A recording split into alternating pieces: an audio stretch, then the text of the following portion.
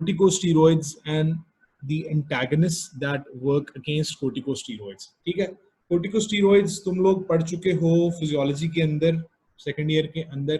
ठीक है, corticosteroids सब लोगों को पता है कि ये आपके ऐसे सब्सटेंसेस होते हैं, ठीक है, जिनको हम स्टीरॉयड हार्मोन्स कहते हैं.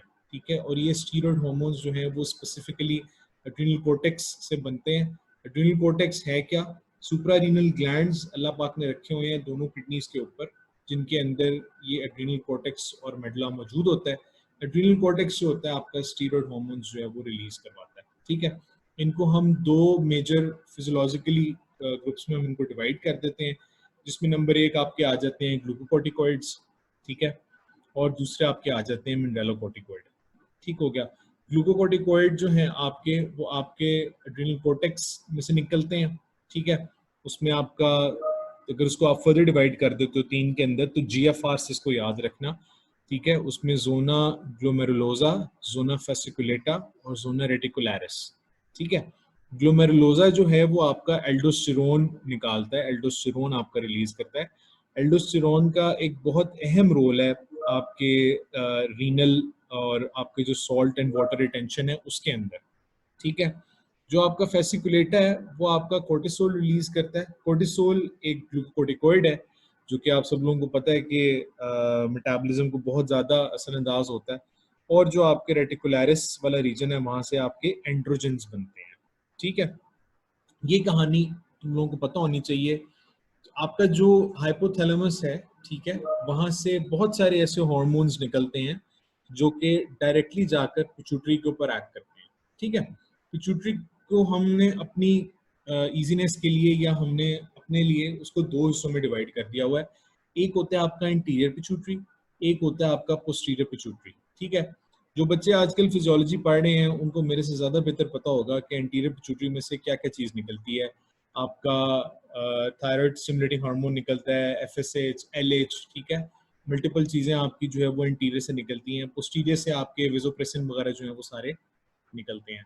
इस स्पेसिफिक कोर्टिकोस्टेरॉइड के लिए आपने ये याद रखना है कि ACTH जो होता है दैट इज एड्रीनोकोर्टिकोट्रोफिक हार्मोन. ठीक है, ये रिलीज होता है आपके इंटीरियर पिट्यूटरी से और ये जाकर एक्ट करता है आपके सुप्रारीनल ग्लैंड्स के ऊपर जो आपके एड्रिनल कॉर्टेक्स और एड्रिनल मेडुला के ऊपर बेस्ड होते हैं. ठीक है, इसकी सिक्रीशन जब इंक्रीज होगी तो याद रखना कि ये एड्रिनल मेडुला जो है वो एल्डोस्टेरोन, कोर्टिसोल और एंड्रोजेंस की प्रोडक्शन जो है वो इंक्रीज कर देगा. ठीक है, जब ये हार्मोन्स इंक्रीज होंगे तब इनका जो असर होता है स्पेसिफिकली मेटाबॉलिज्म के ऊपर, ठीक है, उसमें आपको बहुत ज्यादा चेंजेस देखने को मिलते हैं आपको.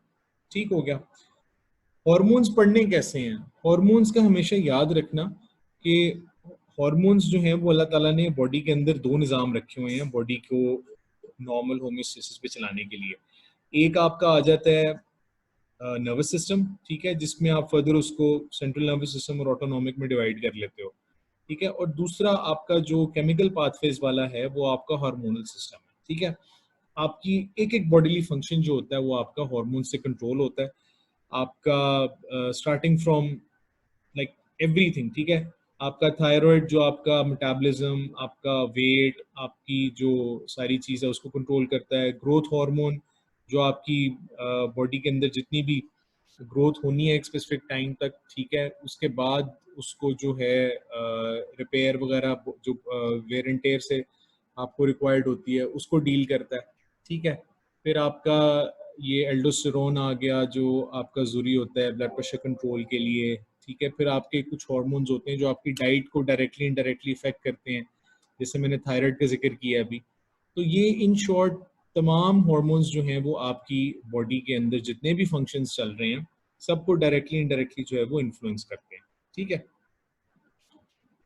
फार्माकोलॉजी में जब आपने पढ़ने हैं ना, फिजियो में तो हम ये पढ़ते थे ना कि जी ये हार्मोन है, ये यहाँ से रिलीज होता है, इसका रिलीज का साइकिल क्या है, इसके ये नॉर्मल इफेक्ट्स होते हैं. ठीक है, अगर इसकी मिकदार ज्यादा हो जाए तो ये इफेक्ट्स आते हैं, अगर इसकी मिकदार कम हो जाए तो ये इफेक्ट्स आते हैं.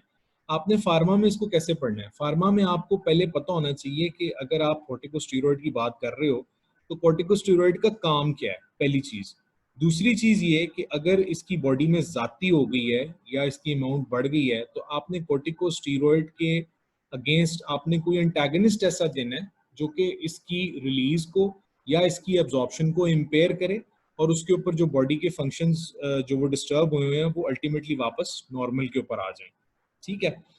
और दूसरी चीज इसके अंदर ये है कि अगर आपके पास वो हार्मोन सीक्रेट नहीं हो रहा तो आप या तो कोई नेचुरल तरीका ढूंढें उसको सीक्रेट करवाने का, या अगर आपके पास कोई नेचुरल तरीका नहीं है तो आप आर्टिफिशियल जो एनालॉग्स आपने उसके सॉरी बनाए हुए हैं आप वो उस पेशेंट को देकर उस हार्मोन की कमी जो है उसको पूरा करें आप, ठीक है। Let's get started with corticosteroid agonist and antagonist. अब जब मैं एगोनिस्ट का नाम लेता हूं तो आई मीन कोर्टिकोस्टेरॉइड, ठीक है। एगोनिस्ट को हम दो में डिवाइड कर देते हैं जी। एक आपका ग्लूकोकोर्टिकॉइड आ जाता है मशहूर जमाना जिसके अंदर प्रेडनिसोलोन है या प्रेडनिसोन है, और दूसरे आपके मिनरलोकोर्टिकॉइड्स आ जाते हैं, ठीक है। एंटागनिस्ट जो होते हैं याद रखिएगा या तो ये आपका सिंथेसिस जो है उसको बंद करवा देंगे, जैसे यहाँ पर उन्होंने कीटोकोनाजोल की मिसाल दी हुई है, और या फिर उसको रिसेप्टर के ऊपर जाकर कोई ब्लॉकेज ऐसी करवा देंगे कि आपके ग्लूकोकोर्टिकॉइड या मिनरलोकोर्टिकॉइड जो है वो अपना रिस्पेक्टिव एक्शन जो है वो ना बॉडी के ऊपर जो है वो शो कर सकें, ठीक है। Will be starting off with ग्लूकोकोर्टिकॉइड्स।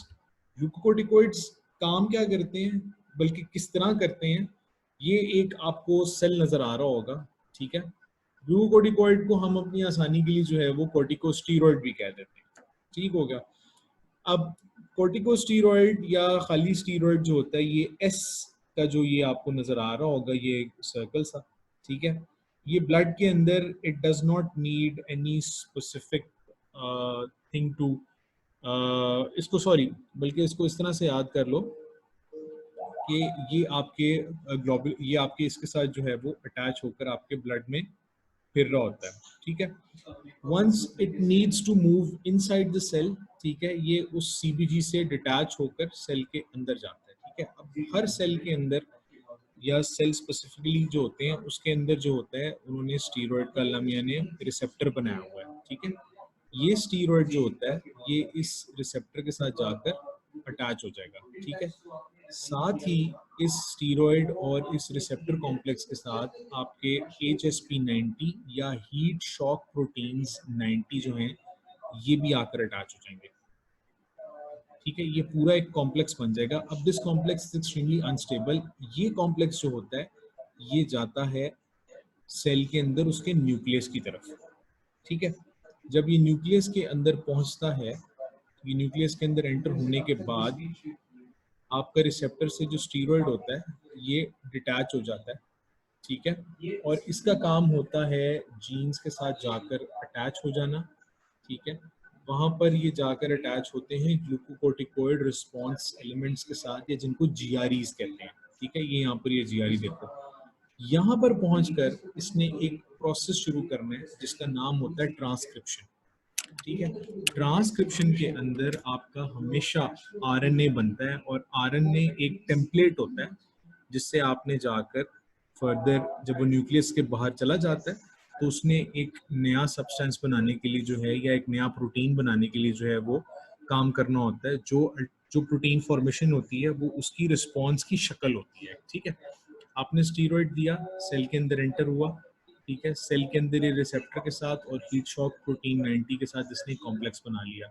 ये कॉम्प्लेक्स गया न्यूक्लियस तक, न्यूक्लियस के अंदर सिर्फ रिसेप्टर और स्टीरॉयड जो है वो एंटर होंगे। ये जाकर एंटर करेंगे जीआरई के साथ या जिसको हम ग्लूकोकोइड रिस्पॉन्स एलिमेंट कहते होते हैं, ठीक है। इस अटैचमेंट के बाद इसने कुछ चेंजेस लेकर आने हैं सेल के डीएनए के अंदर और वहां पर ये चेंजेस आएंगे through the process of transcription. Transcription ने आपको मैसेंजर आरएनए बना दिया, मैसेंजर आरएनए से आपने वो प्रोटीन बनाना है जो आपको उस रिएक्शन के अंदर चाहिए, ठीक है। This is how a steroid works, ठीक है।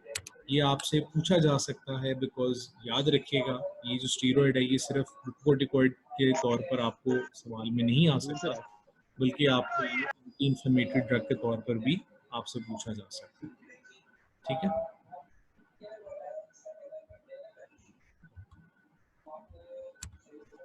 अब इसके इफेक्ट्स क्या होते हैं ग्लूकोकोर्टिकॉइड्स के, याद रखिएगा ग्लूकोकोर्टिकोइड्स आपका मेटाबॉलिज्म बढ़ा देते हैं, ग्लूकोनियोजेनेसिस बढ़ाते हैं। Can anyone please tell me what is gluconeogenesis? Chat box में लिख दीजिए, बोल के बताना चाह रहे हैं बोल के बता दें। ग्लूकोनियोजेनेसिस क्या होता है जी? एनीवन?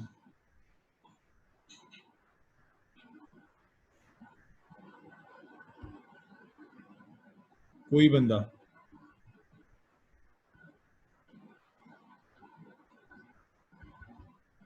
कभी कभी मुझे ऐसी फीलिंग आती है तुम लोग ना लेक्चर मोबाइल के ऊपर लगा के ना छोड़ देते हो। ग्लूकोज की फॉर्मेशन। ग्लूकोज की फॉर्मेशन किस तरह से? माइटोकॉन्ड्रिया और साइटोप्लाज्म के अंदर। तुम ठीक जा रही हो, लेकिन इसको इतना याद कर लो कि ग्लूकोज की फॉर्मेशन ऐसे सोर्सेस से जो ग्लूकोज नहीं बनाते, ठीक है? यस। ग्लूकोनियोजेनेसिस यानी कि इन शॉर्ट इसने आपकी जो ब्लड शुगर है उसको इंक्रीज, ठीक है, साथ ही साथ ये आपका फैट डेपोजिशन जो है उसको भी बढ़ाता है, ठीक है?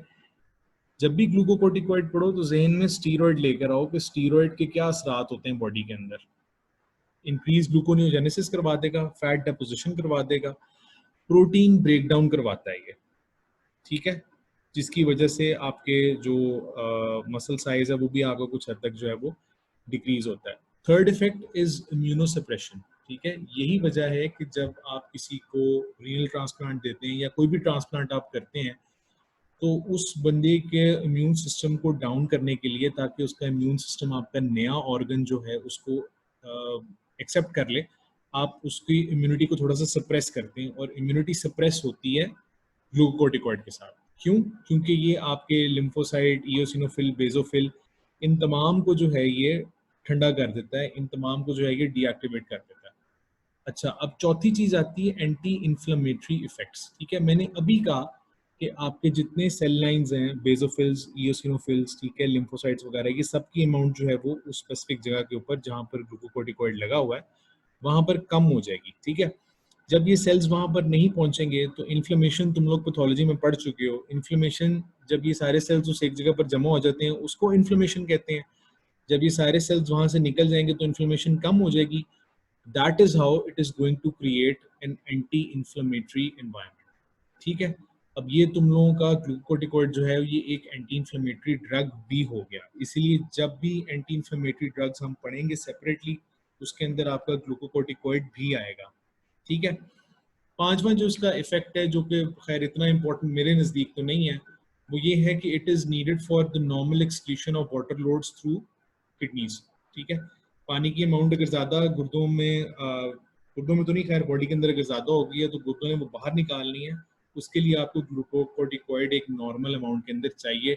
छठी चीज़ ये है कि this can also make the person undergo some behavioural changes, ठीक है? थोड़ा चिड़चिड़ा हो जाएगा, बाजार हो जाएगा, लेकिन ये पांचवी और छठी जो चेंज है ये कोई इतनी ज़्यादा इंपॉर्टेंट नहीं है। तुम लोग पहली चार पे फोकस करो, ये बहुत ज़्यादा इंपॉर्टेंट है ग्लूकोकोर्टिकोइड के लिए। ये इसके इफेक्ट्स आ गए, ठीक है? ये नॉर्मल इफेक्ट्स होते हैं ग्लूकोकोर्टिकोइड के, ठीक है? अब कुछ ग्लूकोकोर्टिकोइड्स के प्रोटोटाइप्स कह लो या उनकी टाइप्स कह लो, उसमें जो सबसे अहम है दैट इज कोर्टिसोल, और इस कोर्टिसोल को तुम लोग जानते हो, ठीक है?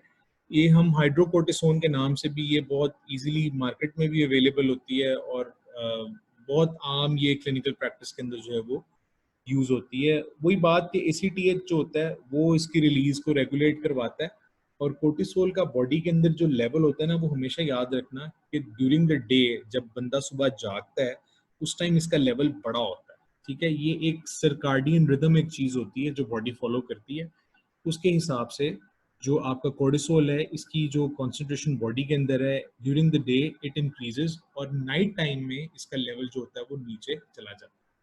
एक और बात जो याद रखने वाली है कोर्टिसोल की, वो ये है कि आप इसको ओरली दे सकते हो, और इसका मेटाबॉलिज्म जो होता है जी वो सारे का सारा लिवर के अंदर होता है, ठीक है? जो इसका क्लिनिकली इंपॉर्टेंट पॉइंट है वो ये है कि it is readily absorbed across inflamed membranes, यानी कि जहां कहीं पर भी इन्फ्लेमेशन है, स्किन के ऊपर है, मेम्ब्रेन्स के ऊपर है, अब वो मेम्ब्रेन्स किसी भी किस्म की हो सकती हैं, तो वहाँ पर ये बहुत इजीली और बहुत बेहतर तरीके से अब्जॉर्ब होता है, ताकि जाकर ये अपना एंटी इन्फ्लेमेटरी इफेक्ट डाले, और साथ ही साथ स्टीरॉइड्स देने से, कोर्टिकोस्टीरॉइड देने से, ग्लूकोकोर्टिकॉइड देने से ब्लड प्रेशर इंक्रीज होता है। ये पॉइंट याद रखिएगा। क्यों? क्योंकि ये सॉल्ट रिटेन करते हैं। सॉल्ट रिटेन होगा, पानी रिटेन होगा, पानी रिटेन होगा, ब्लड वॉल्यूम इंक्रीज होगा, ब्लड वॉल्यूम इंक्रीज होगा तो आर्टरीज के ऊपर प्रेशर इंक्रीज होगा, आर्टरीज के ऊपर प्रेशर इंक्रीज होगा तो बंदा हाइपरटेंशन में जाएगा। ठीक है। नेक्स्ट जो आपका है दैट इज प्रेडनिसोन या प्रेडनिसोलोन। ये छोटी छोटी गोलियों की शक्ल में जो है ये स्टीरॉयड अवेलेबल होता है। ठीक है। This is a synthetic glucocorticoid और इसका मैकेनिज्म ऑफ एक्शन वही कोर्टिसोल वाला ही है और वो ये भी उसी तरह मेटाबॉलिज्म इंक्रीज करता है, कैटाबॉलिज्म इंक्रीज करता है। या आपको मार्केट में प्रेडनिसोलोन के नाम से भी मिल जाएगा, डेक्सामेथासोन के नाम से भी मिल जाएगा और ट्राइएमसिनोलोन के नाम से भी आपको मिल जाएगा। इसमें और कोर्टिसोल में फ़र्क सिर्फ इतना है कि इसकी हाफ लाइफ ज़्यादा है, यानी कि ये ज़्यादा देर तक बॉडी के अंदर स्टे करता है, इसका ड्यूरेशन ऑफ एक्शन लंबा है, ये प्रोलॉन्ग्ड इसका एक्शन आता है। कंपेयर टू कोर्टिसोल इसके जो हाइपरटेंसिव इफेक्ट है वो भी कम है क्योंकि ये सॉल्ट रिटेंशन इतनी ज़्यादा नहीं करवाता और इसकी एब्जॉर्प्शन भी जो है वो बेहतर है। बेक्लोमिथासोन का नाम जहां पर भी आए इसको आपने अस्थमा में चुप करके लिख देना है। Steroid that is given in asthma is dexamethasone, prednisolone, फ्लानासोन, ये सोन, उसमें आपने बेक्लोमिथासोन चूज करना है आपने। ठीक है। It is very easily penetrable through the airway mucosa. ठीक है। और ये स्पेसिफिकली मैं बार बार कह रहा हूँ, ये एमसीक्यू बड़ा पेट आता होता है। बेक्लोमिथासोन आपका उन ड्रग्स के अंदर यूज होता है जो आप एंटी एस्थमेटिक ड्रग्स होती हैं उनके अंदर देते हो आप। ठीक है। इसकी हाफ लाइफ बहुत कम होती है और उसकी वजह यही होती है कि इसने जाकर फौरी इफेक्ट देना होता है आपका, इसलिए आप उसको एज एन एरोसोल या आप उसको थ्रू इनहेलेशनल रूट भी जो है वो आप दे सकते हैं बआसानी। ये टेबल यार बहुत इंपॉर्टेंट है। This shows the properties of glucocorticoids. ठीक है। अब ये सारे यहाँ पर आ गए हैं, कोर्टिसोल, प्रेडनिसोलोन, ट्राइमेथासोन, डेक्सामेथासोन। ठीक है। इनमें से इनका जो ड्यूरेशन ऑफ एक्शन है ये याद करने वाला है। डेक्सामेथासोन का सबसे ज्यादा है, कोर्टिसोल का सबसे कम है। ठीक है। एंटी इन्फ्लेमेटरी एक्टिविटी भी जो है वो डेक्सा की सबसे ज्यादा होती है। ठीक है। और टॉपिकली भी डेक्सा आपको सबसे ज्यादा इफेक्टिव होता है। ठीक है। लेकिन इसका मतलब ये हरगिज नहीं है कि डेक्सामेथासोन सबसे अच्छा है और ये बाकी सारे फजूल हैं। हाइड्रोकोर्टिसोन के अपने काम हैं, बेक्लोमेथासोन के अपने टास्क हैं और उसकी अपनी यूज है। क्लिनिकली आपने इनको कहाँ कहाँ देना है? Adrenal disorder, adrenal disorder, Edison's disease. ठीक है। एडिसन्स डिजीज और एड्रीनल इंसफिशिएंसी में ग्लूकोकोर्टिकॉइड किस तरह हेल्प करता है, ये असाइनमेंट है उन तमाम बच्चों की जो फिजियोलॉजी का पेपर दे रहे हैं। ठीक है। ये प्लीज लिख के मुझे दिखाना तुम लोगों ने। अच्छा, दूसरी चीज इन्फ्लेमेटरी डिसऑर्डर्स, अस्थमा की बात हो गई। ठीक है। ऑर्गन ट्रांसप्लांटेशन के अंदर जो आपने रिजेक्शन जो है उसको अवॉइड करना है, उसमें ये चीज़ बहुत ज़्यादा इफेक्टिव होती है। मैंने पहले भी बताया था कि आपके जो होते हैं ट्रांसप्लांट्स होते हैं उनमें आपको इम्यूनोसप्रेशन चाहिए होती है, उसके लिए आप ग्लूकोकोर्टिकॉइड यूज करते हो। ठीक है। Third thing is fetal lung maturation. ख्वातीन डॉक्टर हजरात जो भी इस टाइम मौजूद है मेरी बात सुन रही हैं, आप लोगों के पास थोड़े दिनों तक जो है वो ख्वातीन आया करेंगी अपनी जचकी के मसाइल लेकर। ठीक है। बच्चों जो प्रेग्नेंट ख्वातीन होती हैं उनके अंदर स्टीरॉयड का एक इंजेक्शन लगाया जाता है 2 मरतबा near delivery in the 3rd trimester. उसके अंदर स्टीरॉयड होता है और वो स्टीरॉयड इसलिए लगाते हैं ताकि जो बच्चा पैदा होने वाला है उसके लंग्स जल्दी मैच्योर हो जाएं और वो एक बेहतर तरीके से जो है वो एट बर्थ सांस ले सके। चौथी चीज़ ये है कि कुछ ग्लूकोकोर्टिकॉइड्स जो होते हैं वो आपके एज एन एंटी इमेटिक भी काम करते हैं, यानी कि वॉमिटिंग रोकने के काम आते हैं। स्पेसिफिकली जो वॉमिटिंग कीमोथेरेपी की वजह से हो उसको रोकने में ये बहुत ज़्यादा हेल्पफुल होते हैं।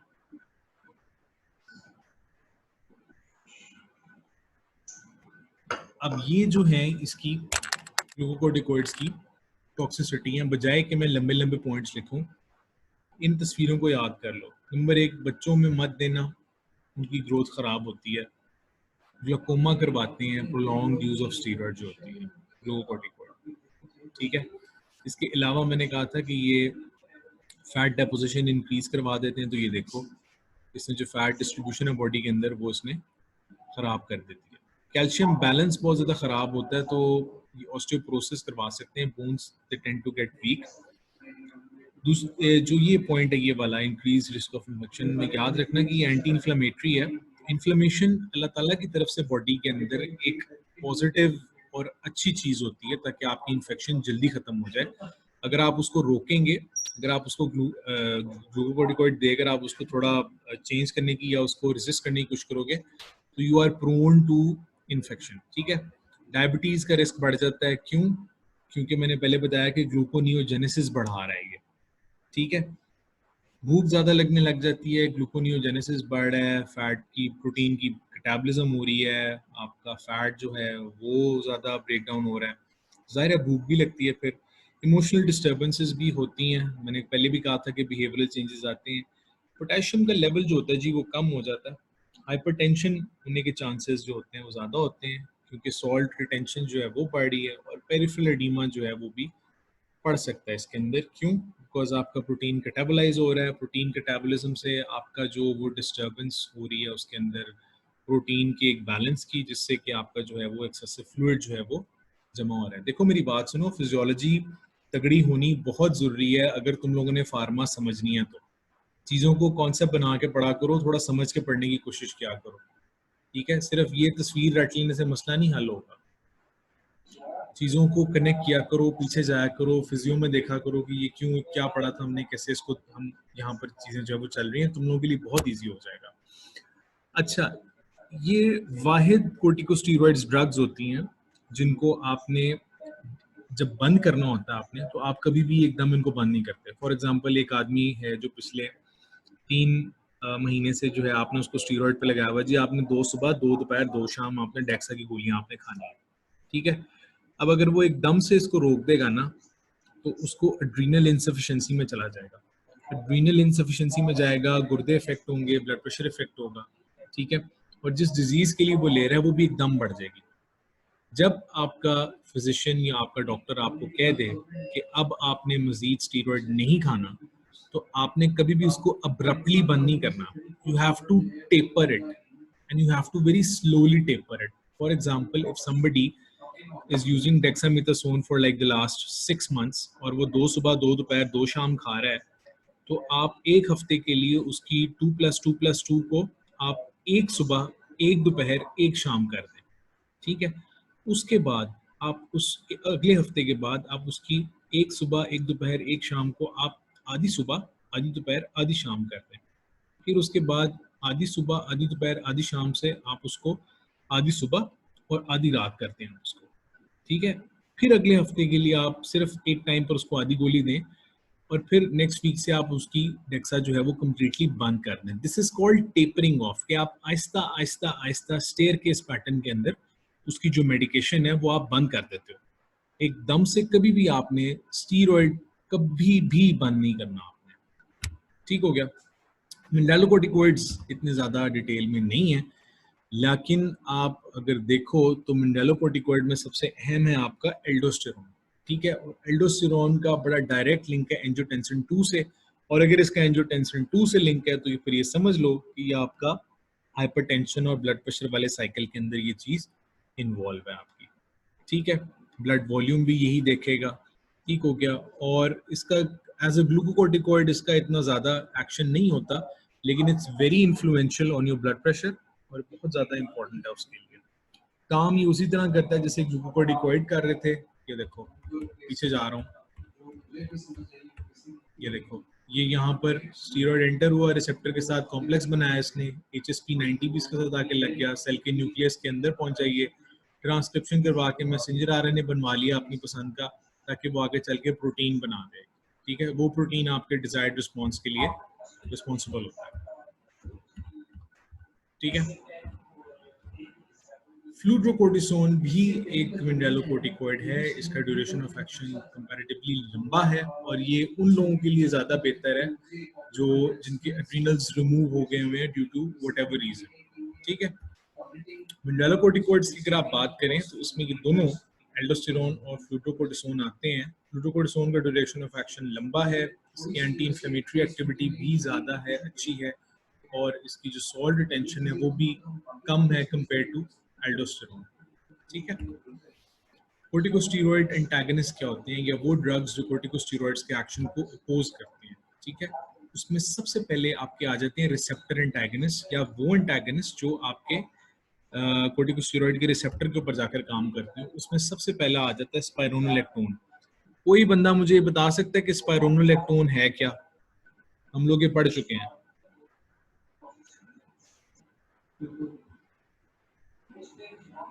अरसलान सियार, आप बता दो बेटा।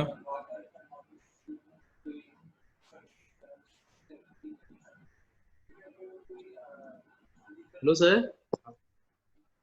जी सर। स्पाइरोनोलेक्टोन होता क्या है? स्पाइरोनोलेक्टोन क्या होता है? जैना ने नहीं बोलना, जैना हर सवाल का जवाब देती है बेचारी। सर नहीं पता सर। अभी पीछे पड़ गए हैं यार, डायरेटिक्स में पड़ गए हैं।